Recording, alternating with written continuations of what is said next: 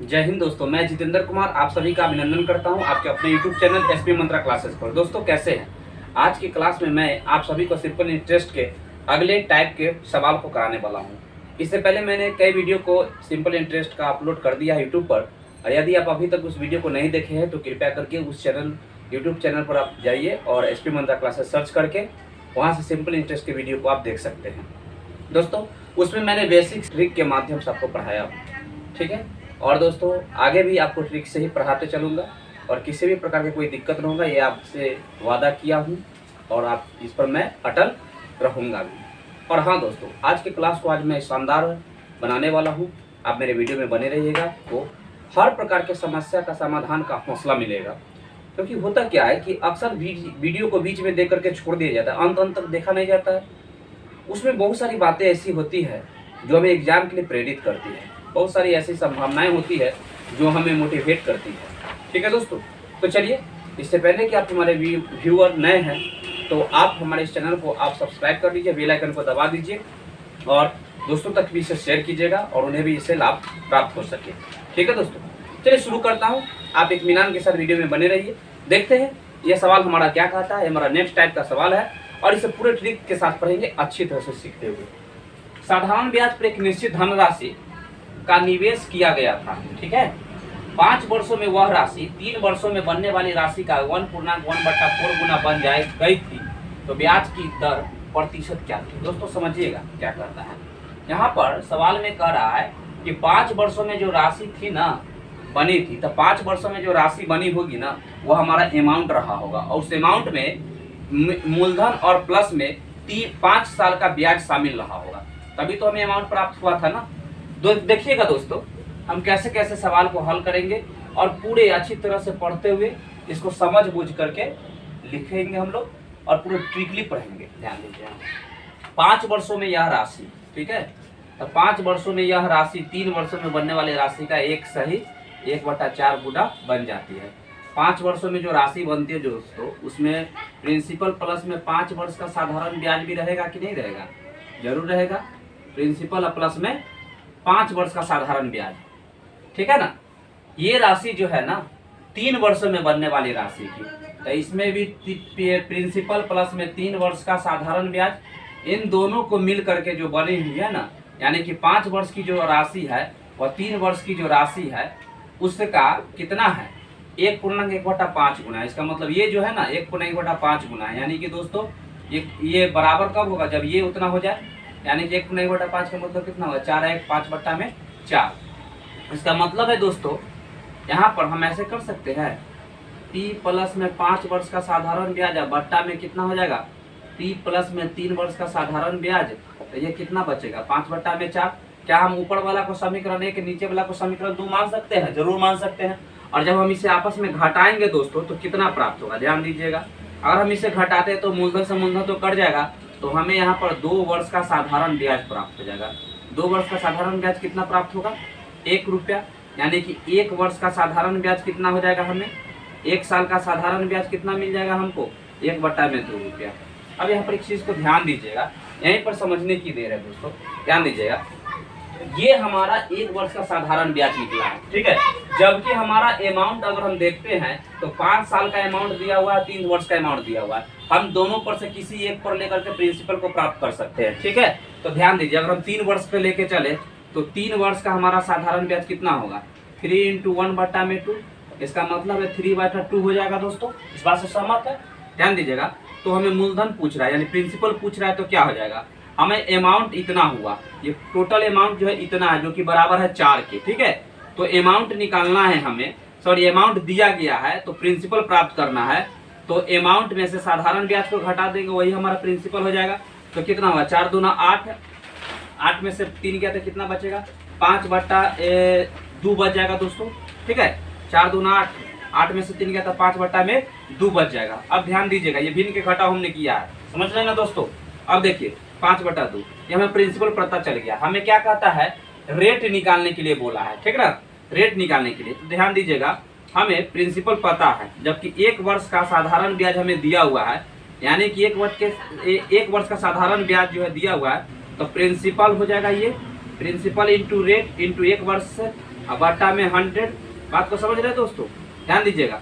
तो 100 से हम यहाँ पर गुना ना करके हम यहाँ पर डायरेक्ट गुना कर सकते हैं, बात को समझिएगा, ठीक है ना, क्योंकि ये गुना इसमें हो जाता है, ठीक ना, भाग में है तो गुना में कन्वर्ट करेंगे। तो अब बताइए, तो ये 2 से 2 कट जाएगा, 5 से कट जाएगा, कितना 20 बार में कट जाएगा दोस्तों। क्रॉस मल्टीप्लीकेशन करेंगे तो क्या प्राप्त होगा, r बराबर कितना 20%, r इंटू 1 यानी r, यहाँ पे 1 छुपा हुआ तो 1 से गुना करेंगे और ऐसे गुना करेंगे तो 20 आ जाएगा। 20% हमारा उत्तर हो जाएगा दोस्तों, ऑप्शन नंबर बी हमारा आंसर होगा, ठीक है। कोई दिक्कत दोस्तों, चलिए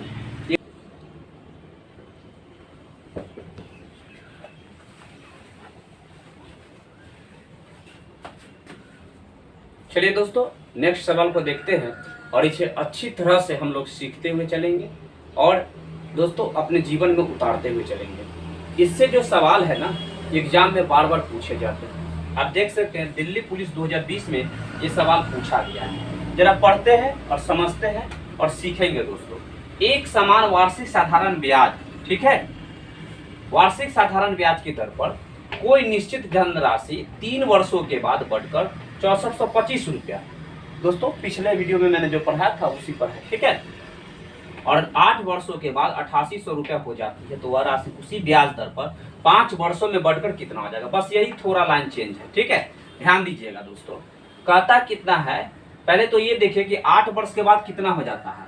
तो 8 वर्ष के बाद ये जो अमाउंट है, राशि मतलब अमाउंट कितना हो गया 8800 रुपया, जबकि 3 वर्ष में कितना हो जाता है। तो 3 वर्ष में अमाउंट कितना होता है दोस्तों, ध्यान दीजिएगा, 3 वर्ष का अमाउंट कितना है 6425 रुपया, ठीक है।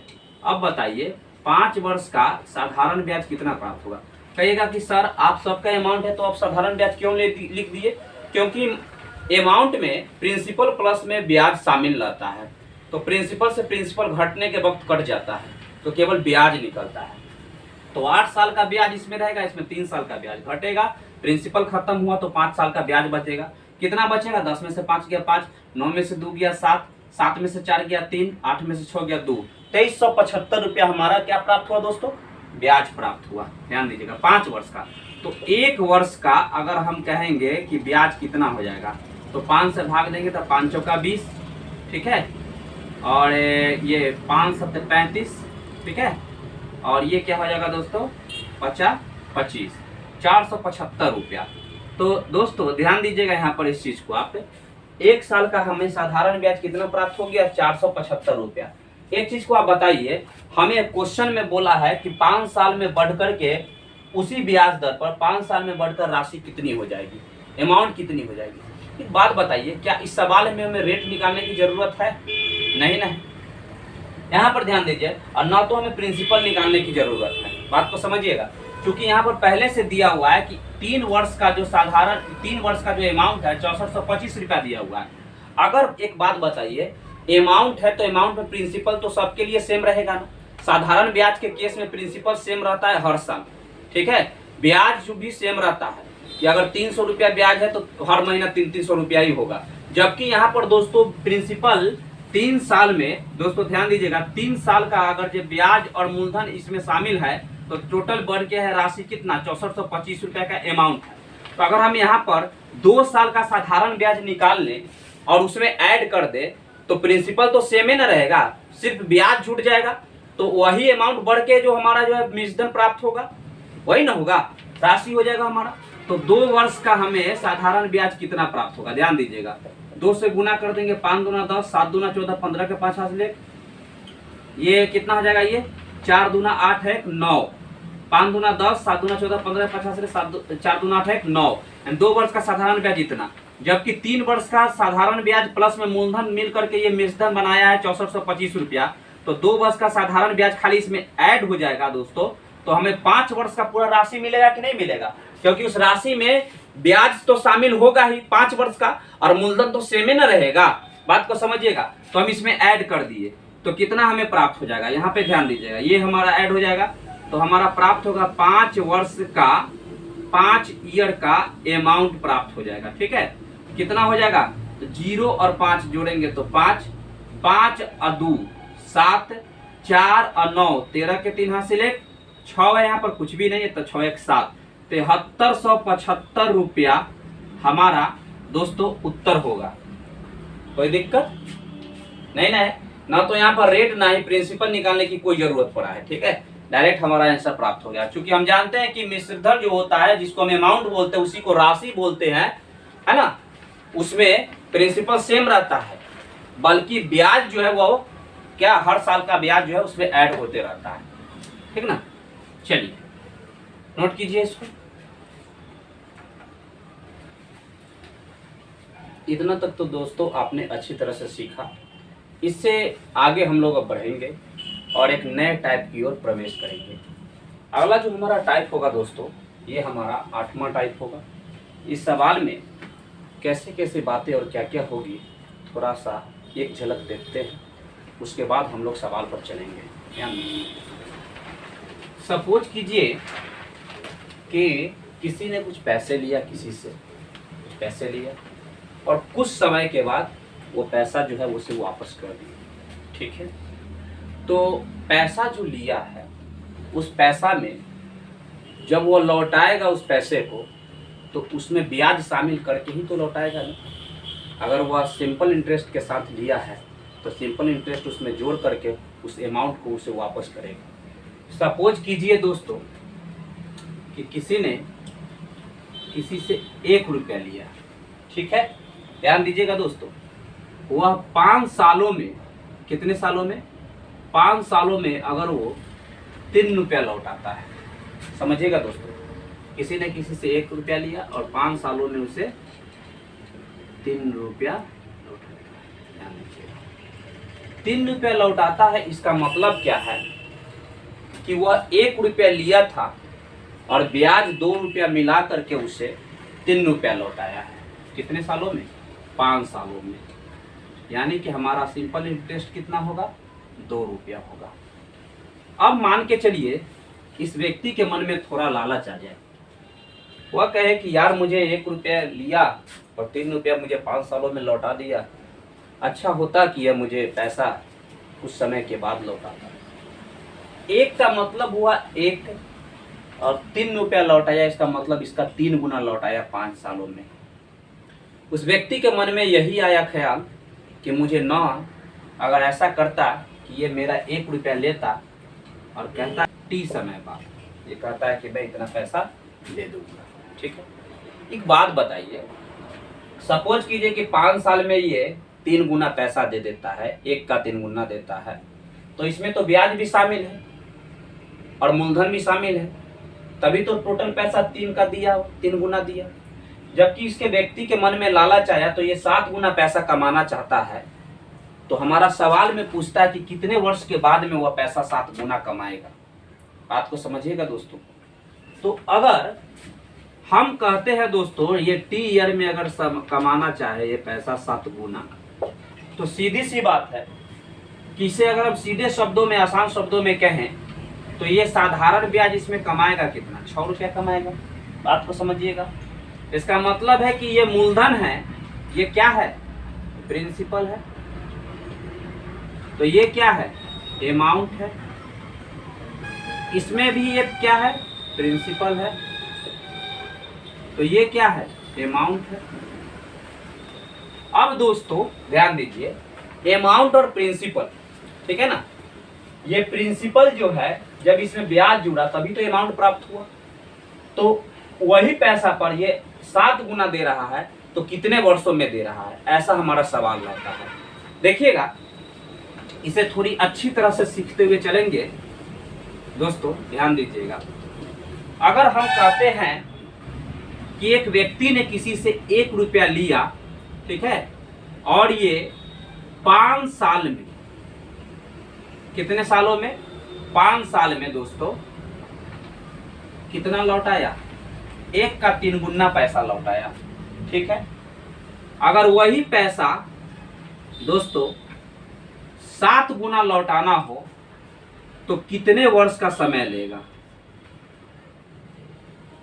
कितने वर्ष का समय लेगा, टी बराबर कितने ईयर्स का समय लेगा, यही अगर हमें पूछे दोस्तों तो ध्यान दीजिए। ये तो आप बता सकते हैं कि सर यहाँ पर साधारण ब्याज कितना हो जाएगा, 2 रुपये का हो जाएगा, और यहाँ पे साधारण ब्याज कितना का हो जाएगा, 6 का हो जाएगा। ध्यान दीजिए, जब हमें प्रिंसिपल पता है, साधारण ब्याज पता है, और ये जो पैसा दिया गया है बोला है क्या कि सेम रेट पर मिलेगा, रेट में कोई चेंजिंग नहीं होगा। यानी कि मुझे 3 गुना पैसा भी चाहिए सेम रेट पर, तो ये 5 साल में देता है इतना, तो कहता है कितने साल में 7 गुना पैसा मैं ले लूंगा, जबकि रेट में कोई कंसेशन नहीं है, रेट वही रहेगा। ध्यान दीजिएगा दोस्तों, अगर हम चर्चा करें इसको दोस्तों, थोड़ा लॉन्ग टाइम से मैं भी समझा रहा हूँ, उसके बाद मैं ट्रिक दूंगा, ठीक है, और ट्रिक के माध्यम से भी आपको बताऊंगा कैसे बनेगा। ध्यान दीजिएगा, अगर हम इधर कहते हैं कि ये 2 रुपया, अगर ये 1 रुपया की राशि पर 2 रुपया ब्याज देता है, यानी 2 रुपया ब्याज देता है दोस्तों, कितना है मूलधन 1 रुपया, सेम रेट से कितने वर्षों में 5 वर्षों में, बट्टा में 100 हो जाएगा। इसको इक्वेशन 1 मान लीजिए। अब ध्यान दीजिएगा, अब यहाँ पर ध्यान दीजिए, यहाँ पर 6 रुपये का ब्याज है, कितने राशि पर 1 रुपये की राशि पर, रेट तो इसके लिए भी सेम है। ध्यान दीजिएगा, कितने साल के लिए कह रहा है तो पता नहीं है, मान लीजिए कि ये T साल के लिए कह रहा है, ठीक है। अगर ये T साल के लिए कह रहा है, इसको समीकरण आप 2 मान लीजिए, समीकरण 1 और समीकरण 2 को भाग लगा दीजिए दोस्तों। ध्यान दीजिएगा, जब हम दोनों को भाग लगाएंगे ना, तो ये 2 से कट जाएगा कितना बार में, 3 बार में, यानी 1/3 बराबर क्या बचेगा यहाँ पर, इसके भी तो बट्टा में 100 होगा। ध्यान दीजिएगा, ये बट्टा से 100, ये बट्टा से 100 कट जाएगा, R से ये R कट जाएगा, और 5 बट्टा में कितना बच जाएगा दोस्तों, T बच जाएगा। इस बात को समझ रहे हैं, ध्यान दीजिएगा, 5 बट्टा में T बच जाएगा। हम जब इसे क्रॉस गुना करेंगे तो 3 × 5 = 15, यानी कि कितने साल में ये 7 गुना पैसा कमाएगा, तो 15 सालों में ये 7 गुना पैसा प्राप्त कर लेगा। दोस्तों, ये जो हमारा ट्रिक नहीं बल्कि ये हमारा मेथड कंसेप्ट जो है, ये थोड़ा लॉन्ग टाइप का है, इस पर हमें हिसाब बनाना नहीं है, इसे समझते हुए केवल चलना है। देखिएगा ट्रिक के माध्यम से हम कैसे इसे बनाएंगे। दोस्तों, अगर ऐसा सवाल है कि कोई राशि इतने वर्षों में इतना गुनी हो जाती है, तो इतने वर्षों में तो कितने वर्षों में यह फिर से इतना गुनी बढ़ जाएगी, अगर इस प्रकार के सवाल है या इतना गुनी हो जाएगी, तो हमारा गुना गुनी का केस यदि इसमें कहे और इतना से इतना हो और अगले वर्ष के लिए पूछा जाए सेम रेट पर, बात को समझिएगा, सेम रेट पर, साधारण ब्याज भी सेम रहना चाहिए। साधारण ब्याज जो है उसका सेम नहीं, साधारण ब्याज तो अलग अलग हो सकता है, लेकिन रेट उसका सेम रहना चाहिए। तो उस पर कितना हमें कितने वर्ष के लिए कहेगा, तो हम क्या कहेंगे, ये इसको हम मानेंगे एक राशि है जो कि 3 गुना हो जाता है, तो जय गुना होगा ना उसमें से 1 घटा देंगे, इसको मानेंगे दोस्तों कितना N1, ठीक है, और ये कितना हो गया 7 गुना, तो इसको मान लेंगे हम N2। तो फॉर्मूला क्या हो जाएगा, N1 - 1 बट्टा में N2 - 1 बराबर, इसके लिए T कितना है T1, और बट्टा में पूछ रहा है वह T2। ध्यान दीजिएगा, T1 बट्टा T2, तो N1 का मान कितना है 3, तो यहाँ लिखेंगे हम कितना, 3 में से 1 गया तो कितना बचेगा दोस्तों, 2 बच जाएगा। N2 का मान कहता है 7 है, तो 7 में से 1 गया तो 6, और T1 का मान कितना है 5 साल, और T2 निकालने के लिए बोला है। ध्यान दीजिएगा, ये क्या हो जाएगा दोस्तों, 2 बट्टा में 6 बराबर में 5 बट्टा में T2, इसको काटेंगे तो 3 बार में, इसलिए T2 बराबर कितना हो जाएगा, क्रॉस मल्टीप्लिकेशन में 15 साल हो जाएगा दोस्तों। कोई दिक्कत नहीं ना है। तो हमारा इसी ट्रिक पर हमारा सवाल बनने वाला है दोस्तों। हम लॉन्ग टाइप से भी आपको बता चुके हैं, ऐसे इसको आप सॉल्व कर सकते हैं, और आप नहीं तो अपना ट्रिक का प्रयोग कीजिए, और ट्रिक से ही बेहतर रहेगा, कम समय में क्वेश्चन को आप हल कर पाइएगा, ठीक है। तो चलिए देखते हैं इस सवाल पर हम क्वेश्चन को बनाते हैं, कैसे कैसे क्या कहेगा देखते हुए चलेंगे।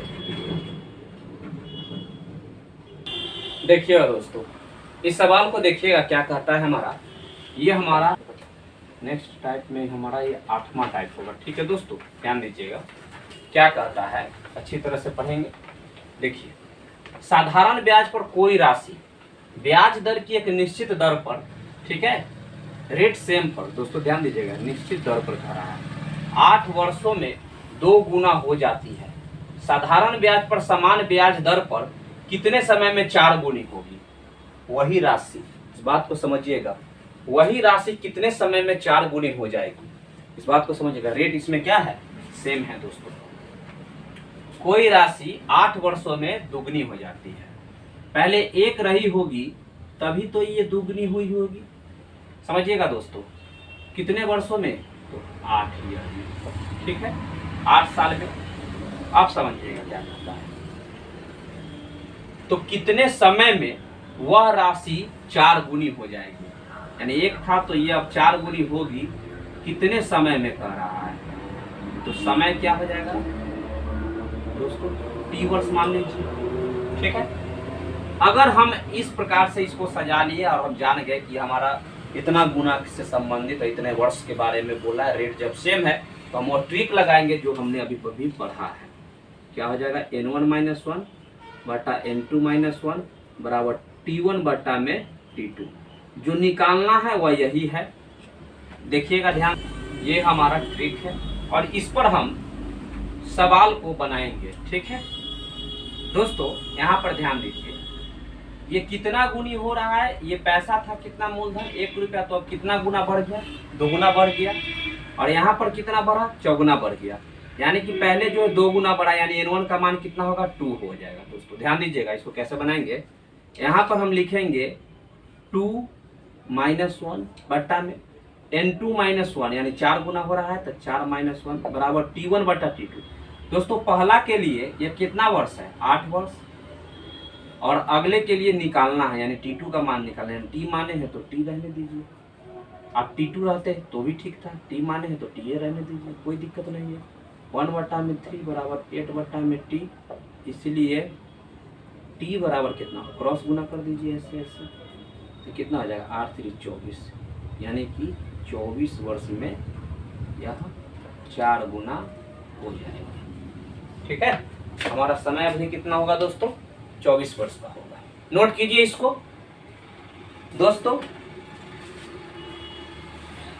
आज के क्लास इतना रखता हूं, और इस क्लास में अगर आपको कोई परेशानी या कोई दिक्कत या कोई समस्या हुआ हो तो आप कमेंट कीजिए, बताइए कि हाँ सर हमें ये समस्या है या ये समझ में नहीं आया। और हाँ दोस्तों, आप तभी ये बात कहिएगा जब आपको समझ में नहीं आया। और हाँ, आपने अगर पिछले वीडियो को देख चुके हैं, देख लिया है, तब समझ में नहीं आया ना, तो आप हमको कहिएगा। यदि आप नहीं देखे हैं तो मैं आपको हाथ जोड़कर विनती करूंगा कि पहले आप मेरे पार्ट 1 से लेकर सभी वीडियो को देखिए। सिंपल इंटरेस्ट का न समझने का कोई सवाल ही पैदा नहीं होगा, ये मेरा आपसे वादा है। समझ रहे हैं? तो आज के क्लास को दोस्तों इतना रखूंगा, इसे नोट कर लीजिए। हम लोग मिलेंगे कल इसी टाइप पर दोस्तों, कुछ सवालों को बनाएंगे और अगले टाइप में भी प्रवेश कर जाएंगे, ठीक है दोस्तों।